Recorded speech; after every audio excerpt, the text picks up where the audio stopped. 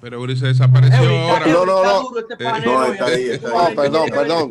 No dije que Jeremías, que Eury, duro hoy, No, duro. lo que pasa es que cuando el profe pasa lista, hay que decir presente de inmediato, ¿eh? Sí, lo que pasa es que Duro hoy estoy... Eury, duro, que estamos hoy empezando la semana. Queremos empezar en alta. Hoy yo estoy un poco dolido, realmente. Estoy un poco dolido. Estoy medio lento porque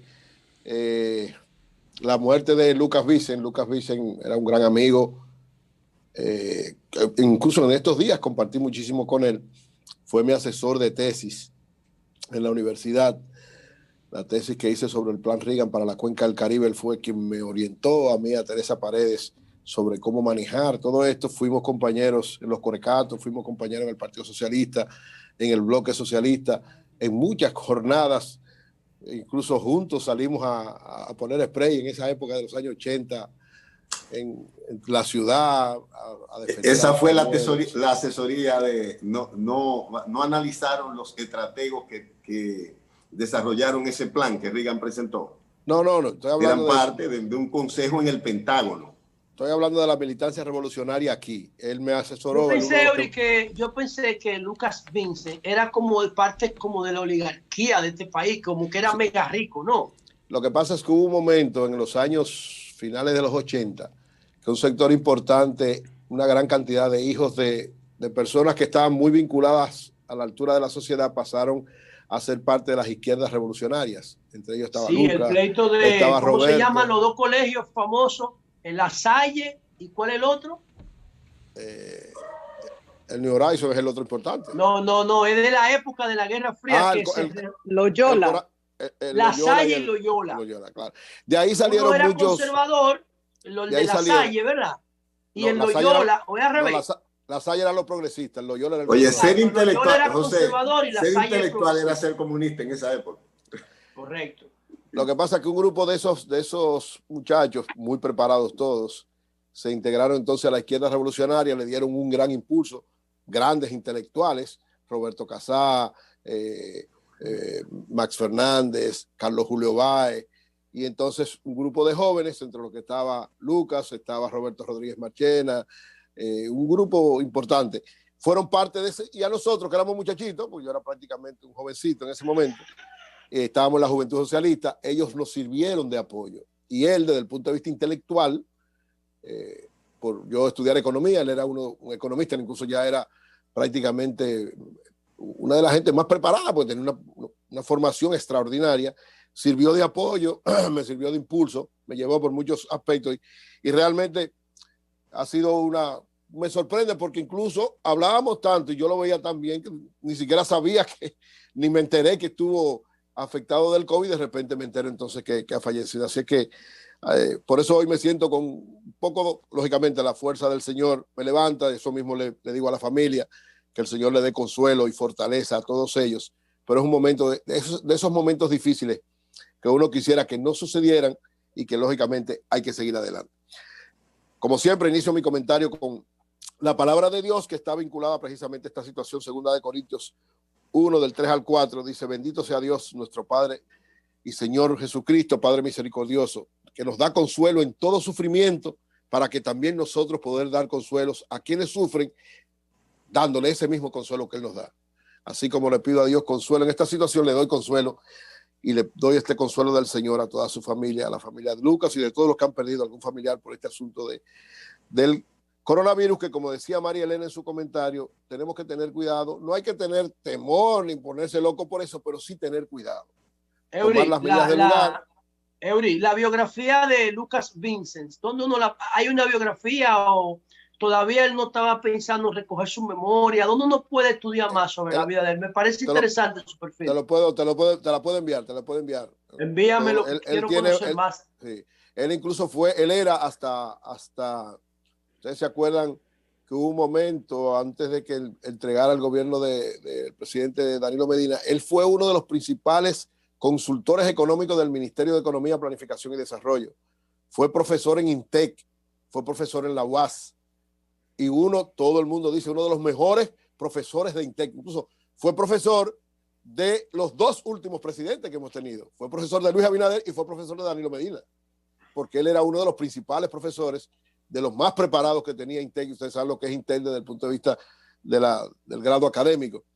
Un hombre sumamente formado, asesor desde el punto de vista de relaciones internacionales, de cooperación internacional del Ministerio de Economía, Planificación y Desarrollo durante mucho tiempo, hasta casi salido el gobierno del presidente Danilo Medina, que estuvimos tratando de que lo dejaran, bueno, pero no se pudo.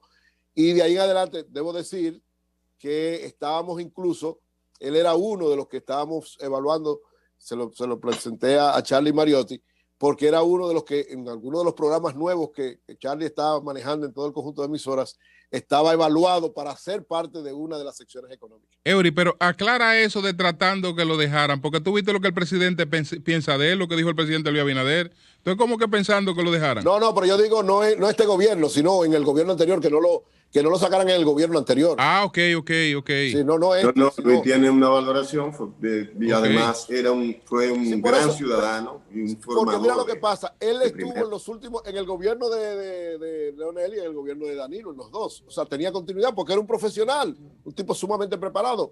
Pensábamos que, bueno, parece que hubo una situación especial en el Ministerio de Economía, pero pensábamos que si lo dejaban, este gobierno no lo iba a cancelar porque era un profesional que daba su servicio y funcionaba realmente. Pero bueno, gloria al Señor y que le dé toda la tranquilidad y calma a su familia. Miren, quiero hablar sobre el discurso del gobernador del Banco Central del aniversario el pasado jueves. Antes quiero felicitar, ¿verdad?, al Banco de Reservas, como ha hecho varios de los compañeros del programa, por esta feria. Realmente fue una feria sumamente exitosa, muy importante desde el punto de vista de lo que representa el Banco de Reservas. 8.000 millones es una cifra respetable, implica, ¿verdad?, la fortaleza de ese banco, uno de los principales bancos de la nación dominicana, un equipo manejándolo con un criterio de éxito, o sea, de continuidad del éxito, y evidentemente esta feria es una muestra de la confianza que hay en la fortaleza de este banco, porque lógicamente es 8.000 millones de pesos que ellos avalan como préstamo para la adquisición de vehículos. Así que felicidades a Samuel y a todo el equipo que está junto con él al frente del Banco de Reserva. En cuanto al discurso del gobernador del Banco Central, el gobernador da una cifra que realmente nos preocupa a todos y otra donde crea ciertos niveles de esperanza. La primera dice que la economía dominicana entre enero y septiembre tuvo una caída de un 8% del Producto Bruto Interno. Eso es algo muy doloroso. Lógicamente todos lo vivimos, sabemos lo que implicó prácticamente la parálisis total de la economía por 1 o 2 meses y parcial durante los 6 o 7 meses posteriores. Y eso a cualquier economía, incluida la economía dominicana que tenía tanta solidez el año pasado, es un golpe muy duro, muy duro.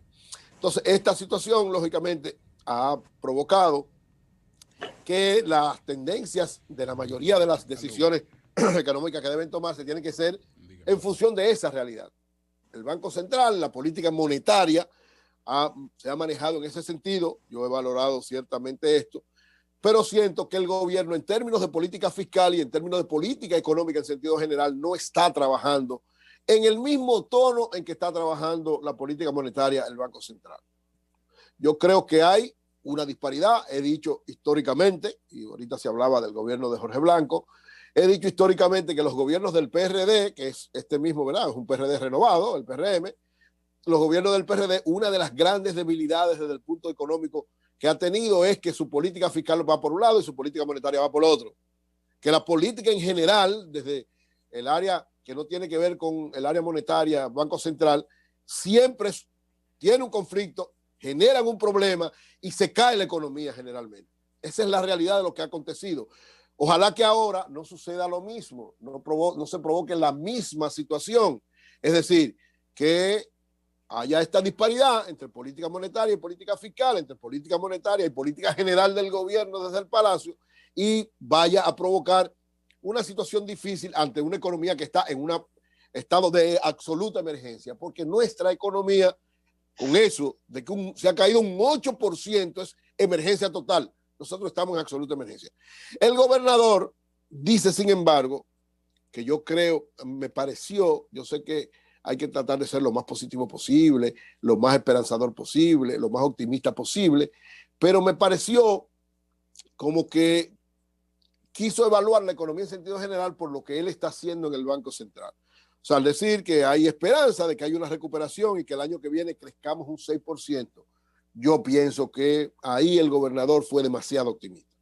Yo soy optimista por naturaleza y yo todo lo veo positivo y no me gusta nunca hablar de nada negativo, pero también hay que tener un poquito de cuidado porque ciertamente yo estoy diciendo, no me parece que las medidas económicas en sentido general sean las más convenientes, por lo tanto, me resulta un poquito, ojalá que sea así, yo quisiera que fuera así de verdad, ojalá el año 2021 crezcamos un 6%, eso implica, si decrecimos un 8 más un 6, casi un 14%, lo veo muy difícil, de verdad lo digo, señor gobernador, con todo el respeto que usted me merece, yo lo quiero muchísimo, lo admiro, usted es uno de mis maestros, de mis formadores, de mis forjadores, pero permítame dudar un poquito esto. O sea, si la economía dominicana en el 2021 logra crecer 1 o 2 o 3%, sería un éxito absoluto. Total. Frenar los niveles de crecimiento es lo más importante, frenarlo, y entonces relanzar la economía. Yo pienso que para el 2022, pero bueno, ojalá fuera en el 2021. Ojalá de verdad el gobierno adoptara una serie de medidas que llevaran a eso. Pero yo particularmente veo que el gobierno no tiene una política clara en torno al problema de las pymes. Me da la impresión de que no hay una política definida y clara. Las pymes es la que más produce riqueza, la que más produce empleo, la que más van a garantizar un relanzamiento de la economía. Yo no veo interés ni del presidente de la República, ni del Ministerio de Economía, del Ministerio de Industria y Comercio, ni de nadie que tiene que ver directamente con las pymes. No lo veo hasta ahora. Ojalá que haya un plan, que se refleje y que se implemente, pero no veo una orientación clara en torno a eso. Y si usted va a quitar, como ha dicho el gobierno, todos los programas sociales, toda una serie de elementos, usted lo que va a provocar es más crecimiento de la pobreza y menos posibilidades de revitalización de la economía. Porque en la medida que usted le quita ingreso a la gente, hay menos posibilidades de la gente poder accesar a productos y aunque se produzca, aunque haya mucho producto, la gente no va a tener capacidad de compra. Entonces, aunque el gobernador del Banco Central desde el punto de vista monetario es muy optimista y ese optimismo sí yo lo comparto, yo creo que desde el punto de vista tanto los bancos como todo lo que tiene que ver con acciones financieras van a seguir fortaleciéndose, pero la economía en sentido general yo todavía no lo veo. El equipo económico lo veo muy rezagado, lo veo muy orientado hacia elementos que no contribuyen realmente a fortalecer la economía y sobre todo en el plano de las pymes no veo una posición clara del gobierno. Así que me permita el señor gobernador del Banco Central, a quien tanto he alabado y siempre he seguido su paso, no compartir ese optimismo en ese aspecto hasta que desde el punto de vista de la política fiscal, de la política económica en general, haya otra orientación del gobierno porque por el momento no la veo tan clara. Nos vamos a Nueva York. Buenos días, Ramón.